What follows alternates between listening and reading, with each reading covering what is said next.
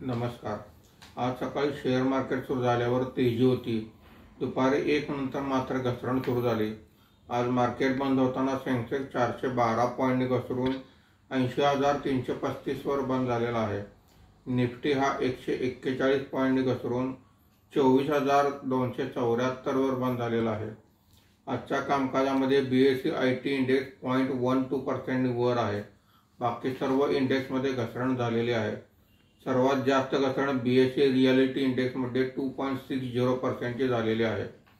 BSE mid cap index 1.90%, BSE small cap index 1.05% ने खाली आहेत।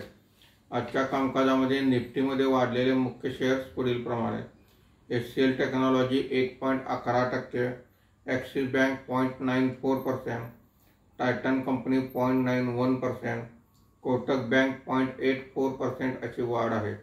आज निफ्टीमध्ये घसरलेले मुख्य शेअर्स पुढील प्रमाणे: Shriram finance 3.27%, eternal 2.99%, Adani enterprises 2.88%, Mahindra & Mahindra 2.78% अशी घसरण आहे। आज FIIने 2008 कोटी रुपयांची खरेदी केलेली आहे।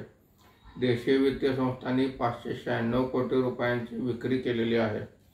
आज L&T, एशियन पेंट सहित काही कंपन्यांचे क्वार्टरली रिझल्ट आलेले आहेत। धन्यवाद।